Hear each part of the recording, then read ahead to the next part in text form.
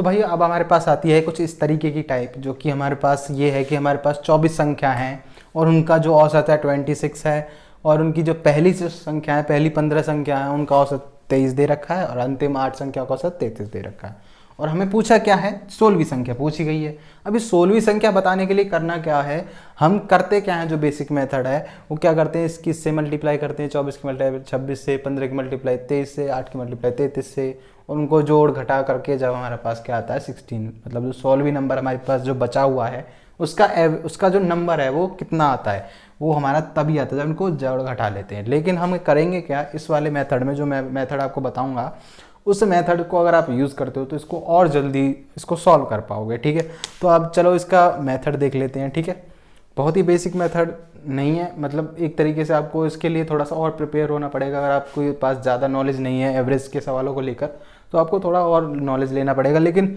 हाँ, अगर आप इसको एक बार देख लेते हो ना, आपके दिमाग में छप जाएगा। ठीक है, तो सबसे पहले करो क्या, 24 संख्याएँ हैं। ठीक है, टोटल 24 संख्याएँ हैं, उनका औसत कितना है 26। बिल्कुल, ये हमारे पास नंबर्स हैं और ये कितना है इनका एवरेज। फिर उसके बाद अगली जो 15 संख्या, पहली 15 संख्या है, उनका कितना औसत है 23 है। फिर उसके बाद कह रहा है 8 संख्याओं का औसत कितना है 33 है। ठीक है, अब करो क्या, वही चीज़ जो मैंने पहले वाले सवाल में आपको बताई है कि कोई भी अपनी तरफ से एक एवरेज मानो। ये एवरेज हमने मान लिया, हमारे पास 26 हमारा इसका एवरेज है, टोटल एवरेज हमने मान लिया। ठीक है, अब इसको क्या करो, इसको तो रखो 0, मतलब ये हमारा 26 है, टोटल 26 है, इसमें कोई ज़्यादा कम ज़्यादा करने की जरूरत नहीं है, ये इससे कम ज़्यादा होगा क्या, मतलब बराबर ही है। ठीक है, इसको हम 0 रखते हैं। अब ये देखना है ये कितना कम है इससे, 26 से, ये हमारा 3 कम है, ये कितना ज़्यादा है हमारा 7 ज़्यादा है। ठीक है, अब 7 ज़्यादा है तो आप करो क्या, इनको मल्टीप्लाई करो, इसको मल्टीप्लाई करो, 15 × 3 = 45, माइनस का 45, और ये क्या है 8 × 7 = 56। 56 मतलब कि इसको 56 को यहाँ रख लेते हैं 56।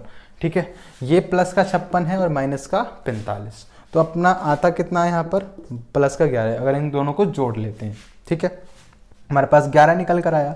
अब यहाँ पर समझने की बहुत ही एक तरीके से यहाँ पर ट्विस्ट आता है एक तरीके का, कि अब जो ये +11 है, क्या इसको इसमें डायरेक्ट जोड़ दें जो हमारे पास ये नंबर निकल के आ जाए? भाई नहीं, ऐसा नहीं करना। आप करना क्या है, आपको ये जो +11 है, इस 11 वो जो 11 है ये प्लस क्यों है, क्योंकि जो 16वां नंबर है वो हमने ऐड नहीं किया।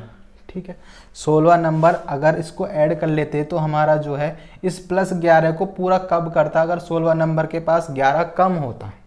इस 11 नंबर अगर कम होगा तभी तो वो 26 के बराबर होगा, मतलब जो 16वां नंबर निकल के आएगा। अगर वो 11 कम होगा, मतलब इनको इक्वल ही बनाना होता है ना।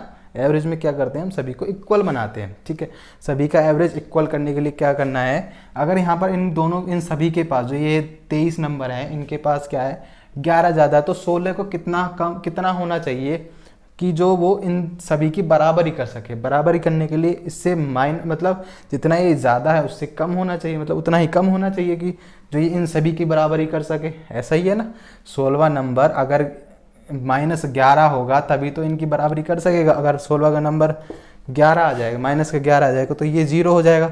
तो 0 मतलब कि इन सभी की बराबरी करेगा, मतलब 26 उनका टोटल एवरेज हो जाएगा, सभी का एवरेज टोटल हो जाएगा, मतलब सभी का इक्वल सबको टॉफियाँ मिल जाएंगी। टॉफियाँ बांटते हैं ना, सभी को 2-2 टॉफी बांटनी है, तो सभी को 2-2 टॉफी बट जाएगी, और ऐसे ही क्या होगा, सभी की 26 औसत आ जाएगी। अगर हमारा 16 नंबर -11 होगा तो इस -11 को इसमें ऐड कर दो, मतलब इससे -11 कर दो, घटा दो 11 को, तो ये हमारा दे देगा 15। तो 16 नंबर हमारा कितना है 15 है, जो कि इसका करेक्ट आंसर है।